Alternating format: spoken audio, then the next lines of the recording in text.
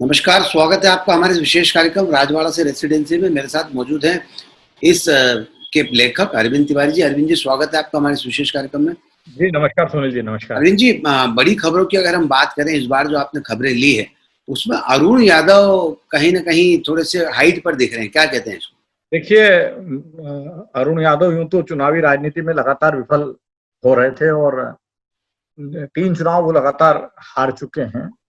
लोकसभा का चुनाव हारे थे, उसके बाद बुधनी से विधानसभा का हारे और उसके बाद खंडवा से फिर लोकसभा का चुनाव हारे। लेकिन मानदाता विधानसभा क्षेत्र से नारायण पटेल, जो कांग्रेस के विधायक थे, उनके भारतीय जनता पार्टी में जाने के बाद अरुण यादव के लिए फिर एक संभावना है। अरुण यादव का भाग्य तो प्रबल है, बहुत छोटी उम्र में उपचुनाव के माध्यम से सांसद बन गए, फिर खंडवा से सांसद बने तो केंद्रीय मंत्री बन गए, तो उन्हें एक मौका फिर मिलता दिख रहा है क्योंकि मानधाता जो है उनका बड़ा प्रिय क्षेत्र है। और चूंकि बड़वा के नजदीक है, खरगोन की राजनीति में सुभाष भाई और अरुण यादव की बहुत दखल रही है, तो मानधाता विधानसभा क्षेत्र बड़वा के निकट होने के कारण फायदा तो उनको मिलता ही है। फिर खंडवा उनका पुराना संसदीय क्षेत्र है, जहां से वो सांसद रहे, तो मानधाता उसी का एक हिस्सा था। अब नारायण पटेल के सामने मैदान में उतारने के लिए इस समय कांग्रेस के पास जो सबसे मजबूत विकल्प है, कांग्रेस के पास, वो अरुण यादव के रूप में ही है। हालांकि वहां के पूर्व विधायक राजनारायण सिंह और उनके बेटे उत्तम पाल जरूर चाहेंगे कि उन्हें ही फिर मौका मिले। पिछली बार उनको मौका नहीं मिल पाया था, राजनारायण सिंह को या उनके बेटे को, लेकिन अरुण यादव जैसा कद्दावर नेता जो है उसके लिए एक संभावना फिर यहाँ पे जग रही है। और कमलनाथ जो एक एक सीट पे बहुत वर्क कर रहे हैं, एक एक सीट को लेकर उनका अपना ऑब्जर्वेशन है, सर्वे है। हो सकता है कि मानधाता से जो है इस बार पार्टी अरुण यादव को मौका दे। इसीलिए मैंने कहा कि अरुण यादव का एक बार फिर भाग्य साथ देता दिख रहा है, अन्यथा अगले 3-4 साल उनके लिए चुनावी राजनीति में तो कोई संभावना नहीं। अरविंद जी, आपने कहा बहुत कम उम्र में कैबिनेट मंत्री बन गए थे। अरुण यादव के बारे में ऐसा माना जाता है कि यादव कोटे का, उनको यादव होने का लाभ मिला था उस समय और केंद्रीय मंत्रिमंडल में राज्य मंत्री को शामिल किए गए थे। बिल्कुल बिल्कुल, जो केंद्र की राजनीति में जातिगत समीकरण चलते हैं उसका फायदा उनको मिला था, बिल्कुल। और उसी के कारण वो केंद्र में बहुत कम उम्र में राज्य मंत्री बनने में सफल हुए थे। अतुल राय संघ से, भाजपा से वापस संघ में चले गए, लेकिन आज भी उनकी तूती पूरी बोल रही है। देखिए, अतुल राय जो हैं उन्हें भारतीय जनता पार्टी में महत्वपूर्ण भूमिका में सुहास भगत लाए थे। वो सुहास भगत के बहुत प्रिय पात्र हैं और महाकौशल से क्षेत्र में संगठन मंत्री का दायित्व देखने के बाद उन्हें सह संगठन महामंत्री बना के भोपाल लाया गया था। और ये माना गया था कि निकट भविष्य में जब भी संभावनाएं बनेंगी, मध्य प्रदेश भाजपा में अतुल राय संगठन महामंत्री की भूमिका में होंगे। लेकिन कई कारणों के चलते अतुल राय जो हैं वो ज्यादा दिन मुख्य भूमिका में नहीं रह पाए और भारतीय जनता पार्टी, मतलब एक तरह से संघ ने उन्हें वापस भाजपा से बुला लिया। ऐसा बहुत कम होता है, लेकिन अतुल राय के मामले में ऐसा हुआ कि संघ ने उन्हें भाजपा से वापस बुला लिया। और संघ का अपना जो एक पर्यावरण प्रकोष्ठ है, पर्यावरण पे काम करने वाला एक उनका प्रकल्प है, उसमें एक जिम्मेदारी सौंप के और उनका मुख्यालय भी भोपाल से बाहर कर दिया गया। लेकिन इस सब के बावजूद अतुल राय जो है वो बहुत प्रिय पात्र हैं सुहास भगत के। सुहास भगत पार्टी संगठन से संबंधित हर महत्वपूर्ण मुद्दे पर उनकी राय लेते हैं और यही कारण है कि अतुल राय के इर्द गिर्द अभी भारी भीड़ देखी जा सकती है। उनका मुख्यालय भले इंदौर से बाहर है, लेकिन जहां भी उनका मुख्यालय है वहां लोग उन तक पहुंच जाते हैं, क्योंकि उनको मालूम है कि सुहास भगत कई महत्वपूर्ण निर्णय जो है वो अतुल राय की सहमति से लेते हैं। इसलिए मैंने कहा कि अतुल राय का जलवा भले ही वो भारतीय जनता पार्टी से वापस संघ में भेज दी गए हो, लेकिन उनका जलवा बरकरार है। अहम मुद्दों पर उनकी राय, महत्वपूर्ण मुद्दों पर उनकी राय बड़ी अहम मानी जाती है और सुहास भगत आज भी उनको काफी तवज्जो देते हैं। भाजपा और संघ में भले ही अतुल राय का जलवा बरकरार हो, लेकिन बुरहानपुर के निर्दलीय विधायक सुरेंद्र सिंह शेरा का भी जलवा, चाहे कांग्रेस की सरकार हो चाहे भाजपा की सरकार हो, बरकरार है। क्या कहते हैं इसको लेकर? बिल्कुल सही आपने कहा, वो कांग्रेस की सरकार के दौर में भी सुरेंद्र सिंह शेरा फुल फॉर्म में थे और आज भारतीय जनता पार्टी की सरकार में भी जो है वो बिल्कुल फुल फॉर्म में है। लेकिन चौंकाने वाली बात यह कि सुरेंद्र सिंह शेरा की इन दिनों इंदौर के मामलों में बड़ी रुचि बढ़ रही। जब कांग्रेस की सरकार थी तब खजराना क्षेत्र के कुछ विवादित लोग जो कमलनाथ के निशाने पे थे, जमीन के कारोबार से जुड़े हुए लोग थे, वो अपने अलग अलग कनेक्शंस के माध्यम से सुरेंद्र सिंह शेरा तक पहुंचे। और बिल्कुल मेरे पास इस बात की पुख्ता जानकारी है कि उस दौर में उन्हें शेरा की मदद जो मिली उसी की बदौलत जो है जिस तरह से कमलनाथ का बुलडोजर उसको माफिया पे चल रहा था, उससे बच गए। और दूसरा मतलब ये है कि लगातार इंदौर के कई लोग जो हैं वो सुरेंद्र सिंह शेरा के संपर्क में, आज भी वो भारतीय जनता पार्टी में चले गए तो भी संपर्क में। और हाल ही में जब इंदौर विकास प्राधिकरण ने अपनी बहुत ही प्रतिष्ठापूर्ण योजना है एक स्कीम 140 अग्रवाल पब्लिक स्कूल क्षेत्र में, वहां पे जब बड़े शोरूम्स के लिए टेंडर निकाले और उसमें से एक टेंडर उन्होंने जो है वो विधायक कोटे के लिए आरक्षित रखा, तो उसके लिए सुरेंद्र सिंह शेरा ने भी अप्लाई किया और सुरेंद्र सिंह शेरा उसको पाने में सफल रहे। तो बड़ी लोगों में चर्चा है कि एक तरफ कमलनाथ के कार्यकाल में खैराना क्षेत्र के विवादास्पद भूमाफिया की मदद और दूसरा जो है स्कीम 144 में आईडीए की स्कीम में एक बड़ा शोरूम महंगी कीमत वाला वो लिया जाना था। आखिर लोग इनमें दोनों में तारतम्यता वो ढूंढने में लगे कि आखिर इनमें कोई तारतम्यता तो नहीं है, कनेक्शन क्या है। पर वैसे अरविंद जी, कनेक्शन क्या, ऐसा देखा जाए तो इंदौर विकास प्राधिकरण की जितनी भी योजनाएं हैं उसमें मध्य प्रदेश के तमाम अधिकारियों से लेकर नेताओं के प्लॉट हैं, वो जो भी कोटे में लिए हुए। बिल्कुल, मध्य प्रदेश इंदौर विकास प्राधिकरण की योजना में जब भी वो योजना के टेंडर जारी करते हैं तो उसमें विधायक कोटे के और सांसद कोटे के प्लाट या फ्लैट का उल्लेख रहता है। और जितने मध्य प्रदेश के विधायक हैं उनकी सबकी निगाहें रहती है कि हम इंदौर में एक प्लाट ले लें या इंदौर में एक दुकान ले लें या इंदौर में एक फ्लैट ले लें। तो प्राधिकरण के कोटे का पूरा उपयोग इन विधायकों ने किया है। मुकेश श्रीवास्तव, हम पिछले 2-3 एपिसोड से लगातार चर्चा कर रहे हैं, उनके बारे में जानकारी निकाल रहे हैं, कहीं ना कहीं अपने मकसद में कामयाब हुए हैं? नहीं, देखिए, मुकेश श्रीवास्तव का मामला बहुत अलग है और मुकेश श्रीवास्तव जो है वो सबसे ज्यादा परेशान इस बात को लेकर है कि उनका जो करीब 40 करोड़ रुपए का भुगतान मध्य प्रदेश माध्यम में रुका हुआ उसे वो कैसे प्राप्त करें। इसके लिए बहुत उन्होंने एड़ी चोटी का जोर लगाया, लेकिन कमलनाथ के मुख्यमंत्री काल में वो उसमें सफल नहीं हो पाए। अब उनकी कोशिश है कि भारतीय जनता पार्टी की सरकार में उनका काम हो जाए। तो उन्होंने तमाम प्रयासों के बाद अंततः कोशिश की थी कि मुख्यमंत्री सचिवालय में उनकी कोई पकड़ हो जाए तो उसके आधार पर वो अपना काम कराने में सफल हो पाएंगे, लेकिन उन्हें सफलता नहीं मिली। हाँ, लेकिन एक उनको थोड़ा सा सुकून इस बात का हो सकता है कि पंचायत और ग्रामीण विकास विभाग के जो अपर मुख्य सचिव हैं मनोज श्रीवास्तव, उन्होंने जो है मुकेश श्रीवास्तव के प्रति थोड़ा सा नरम रवैया अपनाया है। और मुकेश की काम का पीआर के व्यक्ति हैं, उनकी काम करने की अपनी एक शैली है, अच्छे लाइजनर हैं। तो बड़ी चर्चा है कि भाई आखिर उन्होंने पंचायत और ग्रामीण विकास विभाग से ऐसा क्या काम हासिल कर लिया जो इस संकट की घड़ी में उन्हें बड़ा सुकूनदायक लग रहा है। क्योंकि मध्य प्रदेश सरकार, मध्य प्रदेश माध्यम से तो उनका काम हो नहीं पाया और वो बड़े उसमें थे कि आखिर कैसे हो पाएगा, वो तो अभी तक हो नहीं पाया है। लेकिन थोड़ा सुकून उनको मिला है कि मनोज श्रीवास्तव जैसे वरिष्ठ अधिकारी जो है इस दौर में उनके मददगार बन गए, तो उनको थोड़ा सुकून मिला। आपने लिखा 80% काम कागजों पर हुए हैं, तो ये काम जो हुए, पहले तो ये जानना जरूरी है कि ये कमलनाथ सरकार में हुए या शिवराज सरकार में? देखिए, असल में 15 महीने के कमलनाथ सरकार के दौर में मुकेश श्रीवास्तव ने अलग अलग विभागों का जो प्रचार प्रसार का बजट है उसे मध्य प्रदेश माध्यम के को ट्रांसफर करवाया और मध्य प्रदेश माध्यम से बड़े ऑर्डर प्राप्त कर काम किया।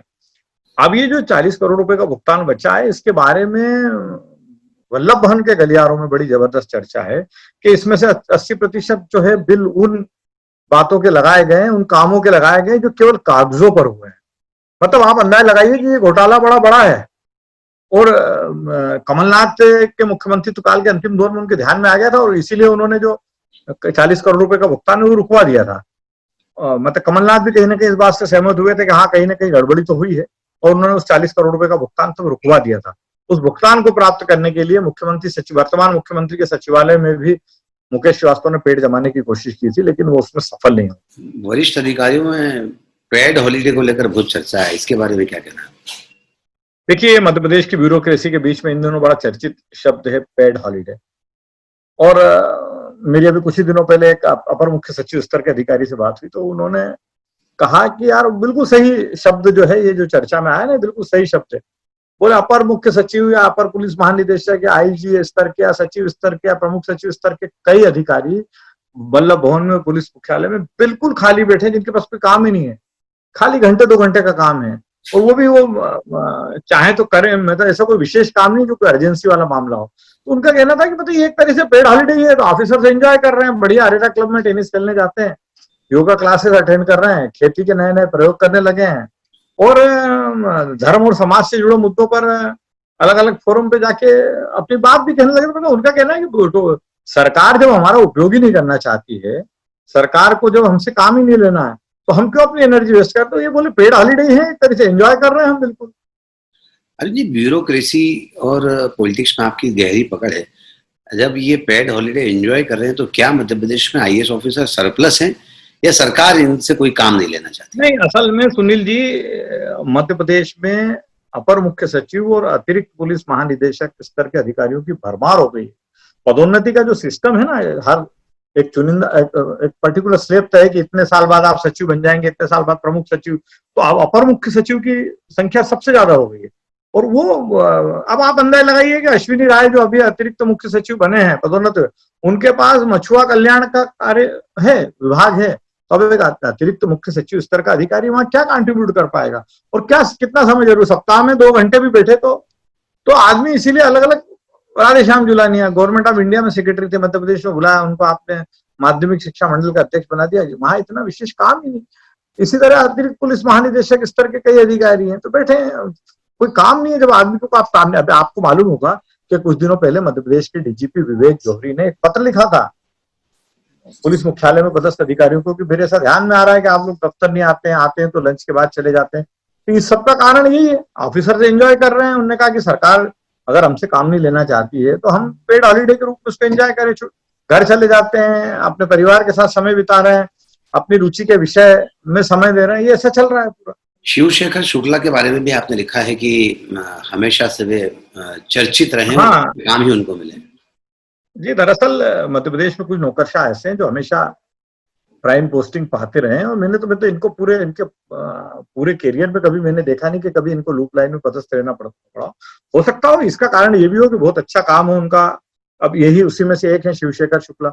लगातार मैं देख रहा हूँ कि फील्ड में भी रहे तो अच्छी पोस्टिंग्स उन्होंने ली, अच्छे जिलों में कलेक्टर रहे, मंत्रालय में भी जब आए तो एक से एक बढ़कर विभागों में सचिव, प्रमुख सचिव की भूमिका में रहे। तो इसीलिए मैंने उल्लेख किया कि भाई किस्मत वाले अधिकारी। और अभी संस्कृति विभाग के थे, भारत भवन के प्रबंध न्यासी हैं, संस्कृति विभाग के अधीन आने वाले कई विश्वविद्यालयों के वो कुलपति हैं, संस्कृति संचालक की भूमिका में, आयुक्त की भूमिका में भी। और फिर सरकार ने भी उनको जल संसाधन जैसा भारी भरकम महकमा दे दिया कि भैया आप इसका भी प्रभार संभालो। दूसरी तरफ मैंने आपको भी उदाहरण दिया अश्विन राय कि अतिरिक्त मुख्य सचिव स्तर के अधिकारी मछुआ कल्याण जैसा विभाग देख रहे हैं। तो बड़ी विसंगति है। दूसरा मैंने इसी अपने पॉइंट पे उल्लेख किया है डीपी आहूजा का। डीपी आहूजा भी बहुत अच्छे अधिकारी माने जाते हैं, लेकिन आप अगर आप किसी विभाग में हो तो वहां के मंत्री से या उस निगम मंडल के अध्यक्ष से आप लड़ाई लड़कर जो है, हमेशा लड़ाई लड़कर काम नहीं कर सकते आपको, क्योंकि पब्लिक के बीच में जवाबदेह तो राजनेता होते हैं। उनको अपनी बात, तो आपको उनको कहीं ना कहीं सहयोग का, ठीक है आप उनकी गलत बात है, गलत काम है तो उसको सहयोग मत करिए, लेकिन आपको उनके सही काम में कहीं ना कहीं मदद तो करना। तो डीपी आहूजा की शोहरत हो गई कि लगातार के अड़ंगेबाज अधिकारी हैं।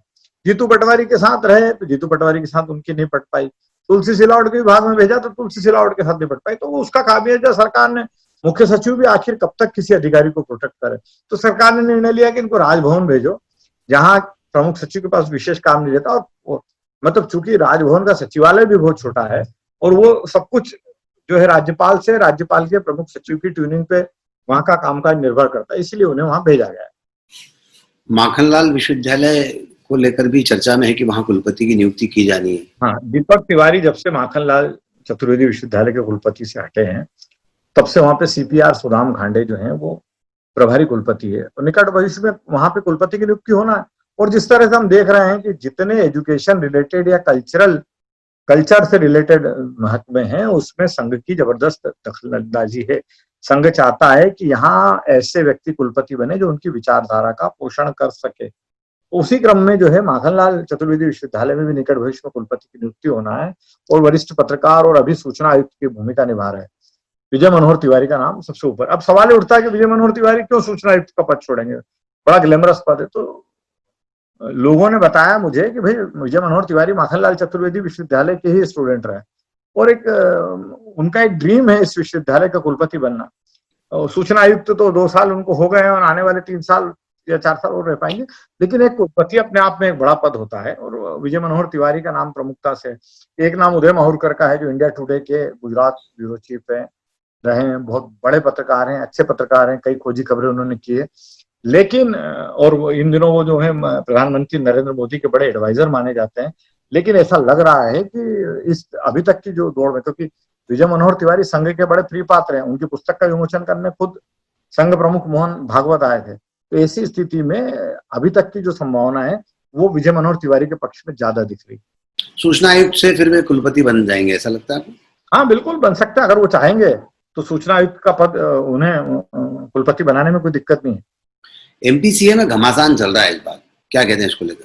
एमपीसीए में लगातार जो है उठापटक चल रही है और मैंने पिछले भी अपने कॉलम में इंगित किया था कि एमपीसीए के अध्यक्ष जो हैं वो वरिष्ठ पत्रकार हैं अभिलाष खांडेकर। तो आखिर अभिलाष जी का मीडिया मैनेजमेंट कैसे फेल हो रहा है? क्योंकि आप देख रहे होंगे, आप तो खुद क्रिकेट को बहुत अच्छे से समझते हैं और क्रिकेट में आपकी रुचि भी है कि एमपीसीए से जुड़ी नकारात्मक खबरें इन दिनों ज्यादा बाहर आ रही है ना। अभी चंद्रकांत पंडित की नियुक्ति के बाद जो विवाद चल रहा है वो आप हमसे किसी छिपा हुआ नहीं है।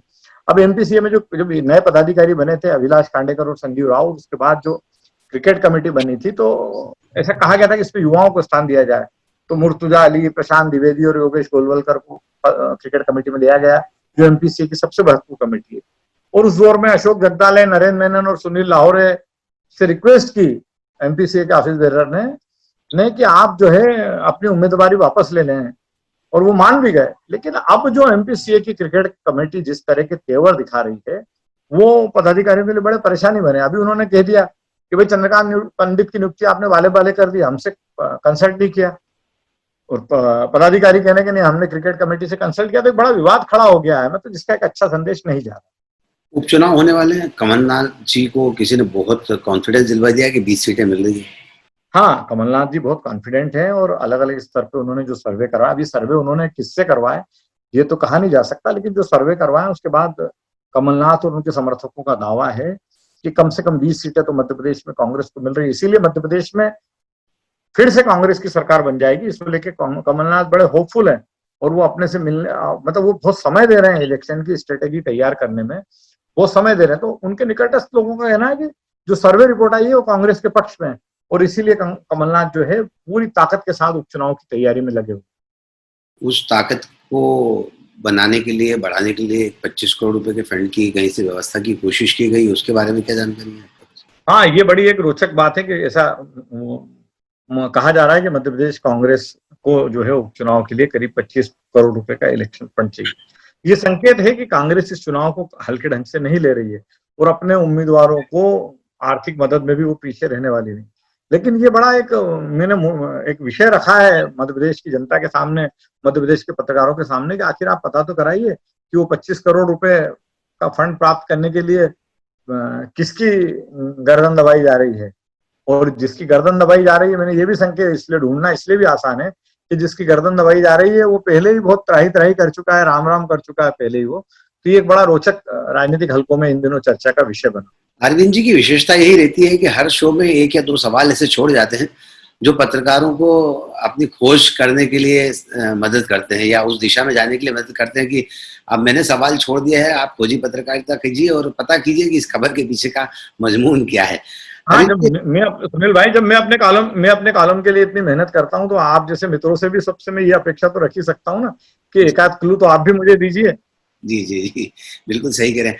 और मैं आपकी जानकारी के लिए बताऊं, मेरे कॉलम के लिए मध्य प्रदेश के ऐसे ऐसे पत्रकार कंट्रीब्यूट कर रहे हैं, ऐसे ऐसे पत्रकार मुझसे पॉइंट शेयर कर सकते हैं जिनकी आप और हम कल्पना नहीं करते थे। वो लोग मेरी बात, क्योंकि वो उसको लाइक कर रहे हैं। उनका कहना है कि बहुत एक लाइट मूड में आता है कॉलम और पढ़ने में बहुत आनंद आता है और विविधता। जैसे मैंने इसमें क्रिकेट का एक भाग जोड़ा, तो क्रिकेट में बहुत रुचि है लोगों की। मध्य प्रदेश की क्रिकेट राजनीति जो है वो बहुत चर्चा का विषय रहती है हमेशा। ये विशेषता ही है अरविंद जी के इस कॉलम की कि प्रदेश की और देश की तमाम सारी वेबसाइट से लेकर, अखबारों से लेकर चैनल तक इसको हाथों हाथ ले रहे हैं। और निश्चित तौर पर इस तरह की खबरें जो होती है वो लोगों की रुचि का विषय होता है। और पाठक की नब्ज पकड़ना अरविंद तिवारी जी की पुरानी आदत है। बहरहाल अरविंद जी, मीडिया के क्षेत्र में भी बहुत कुछ घट रहा है। जी हाँ, मीडिया के क्षेत्र में एक तो बड़ी खबर ये है कि सिटी भास्कर के जो नेशनल हेड बनाए गए थे राहुल ठगेले, आनंद पांडे के स्थान पे जो आए थे, उन्होंने बहुत कम समय में दैनिक भास्कर को अलविदा कह दिया। अभी समझ में नहीं आ रहा कि राहुल जैसे जर्नलिस्ट जिनकी बहुत अलग पहचान है, आखिर उन्होंने क्यों भास्कर जैसे ग्रुप से नाता तोड़ा। दूसरी खबर भी भास्कर ग्रुप से ही है। यहाँ के जो स्टेट एडिटर हैं अवनीश जैन, उनकी परेशानी इन दिनों बढ़ी हुई है। कोई भोपाल नगर निगम में कोई काम करने वाला एक एनजीओ है, उसके कोई 10 करोड़ रुपए के भुगतान को लेकर कुछ तथ्य दैनिक भास्कर के एमडी सुधीर अग्रवाल के पास पहुंचे थे, और उन्होंने जो तहकीकात करवाई है उसके बाद अवनीश की परेशानी बढ़ रही है। हालांकि ऐसा पहले माना जा रहा था कि वो मामला ठंडा पड़ गया है, लेकिन जो सूत्र हैं वो ये कह रहे हैं कि नहीं, ठंडा नहीं पड़ा है। और मतलब वो जिस साथी से मेरी बात है उसका तो कहना है कि जिस तरह से कमलनाथ जी की चक्की बहुत धीरे पीसती है, इसी तरह सुधीर अग्रवाल की चक्की भी बहुत धीरे पीसती है। राजकुमार केसवानी, ब्रजेश राजपूत, इन लोगों ने भी अपने हाँ, ये बड़ी रोचक, मतलब मुझे अपने साथियों पे बड़ा गर्व महसूस है। राजकुमार केसवानी ने जो पुस्तक लिखी है मुगल आजम, उस पे वो अभी अमेजन पे नंबर 1 बेस्ट सेलर है। मतलब एक बहुत हमारे लिए गर्व की बात है। और दूसरा है कि अभी रवीश कुमार ने 3 दिन पहले इस पे एक शो किया, मुगल आजम के 50 साल होने पे जो शो उन्होंने किया, उसमें राजकुमार केसवानी, उस शो का मुख्य आधार राजकुमार केसवानी की पुस्तक रही, और उन्होंने लंबी चर्चा की राजकुमार केसवानी से। इसे फिल्म के मामले में मैं बताऊं आपको कि फिल्म के मामले में फिल्म और गीत संगीत के मामले में राजकुमार केसवानी जो एक अथॉरिटी हैं, वो जो लिखते हैं रविवार के दिन दैनिक भास्कर में, वो कई लोगों ने संग्रह करके रखा और उसको बहुत चाव से पढ़ते हैं। इसी तरह ब्रजेश राजपूत भी बहुत अच्छा लिखते हैं। अभी उनकी पुस्तक आई है मध्य प्रदेश में कमलनाथ सरकार के जाने और शिवराज की सरकार बनने पर, वो 17 दिन, वो भी बहुत चर्चा में और काफी पढ़ी जा रही है। आपने बिल्कुल ठीक कहा। ब्रजेश राजपूत जी की पुस्तक वो 17 दिन को रिव्यू मैंने किया था और कुछ चीज़ें बहुत अच्छी निकल कर आई। और इसी तरह जितेंद्र दीक्षित एबीपी न्यूज के पश्चिम भारत संपादक हैं, उनकी भी एक किताब 35 दिन महाराष्ट्र की राजनीति के जो थे, ये दोनों ही मध्य प्रदेश और महाराष्ट्र में जो राजनीतिक का घटनाक्रम का उठापटक जो चली थी, उस पर दोनों ने पुस्तक लिखी।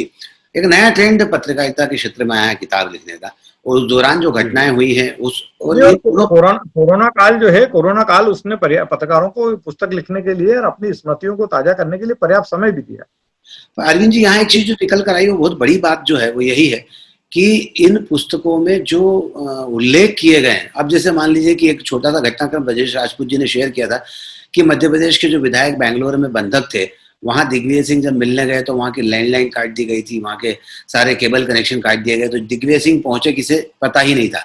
कुछ विधायक जो वहां उन विधायक जो सिंधिया खेमे में गए थे, वे वापस आना चाहते थे लेकिन वे आ ही नहीं पाए।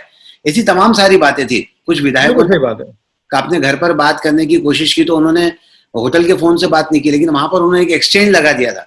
उस एक्सचेंज पर 2 फोन थे, सारे फोन टेप होते थे, इससे बात कीजिए।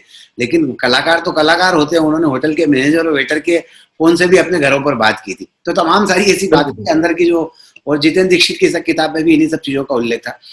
बहरहाल नई दुनिया डिजिटल पीपुल्स को लेकर भी नई दुनिया डिजिटल से अच्छी खबर नहीं आ रही है। वहां के 5 साथियों को प्रबंधन ने अलविदा कहने का निर्णय ले लिया है, और बड़ा मतलब वो जो साथी हैं बहुत ही अच्छे पत्रकार हैं, और जो प्रिंट और इलेक्ट्रॉनिक के अच्छे पत्रकार माने जाते हैं, उन्हें अलविदा कहने का निर्णय ले लिया। किस परिस्थितियों के चलते नई दुनिया डिजिटल ने, तो मुझे तो ऐसा लग रहा है कि जिस तरह से पत्रिका डिजिटल ने अपना काम समेटना शुरू कर दिया है, नई दुनिया डिजिटल ने भी अपना काम समेटना शुरू कर दिया। भास्कर डिजिटल से भी कुछ साथियों की विदाई हो गई है। जी, भास्कर डिजिटल से भी इंदौर से 2 साथियों की जो है विदाई हो गई है, अब वो सेवा में नहीं है। मुझे लगता है कि ये जो कॉलम अरविंद जी लिख रहे हैं वो लगातार लोगों को राजनीति की और प्रशासन की अंदरूनी खबर जानने के लिए प्रेरित करता है। उनकी क्या अंदरूनी खबरें हैं, किस तरह से काम हो रहा है, जो चीज आपको सामने दिख रही है उसके पीछे के घटनाक्रम क्या है, ये सब बातें लगातार निकलकर जब सामने आती है तो लोगों का उत्साह इन सब चीजों पर काफी तेजी से बढ़ रहा है। बहरहाल अरविंद जी, आज के इस कार्यक्रम में बस इतना ही। सुनील जोशी और अरविंद तिवारी जी को दीजिए इजाजत। नमस्कार।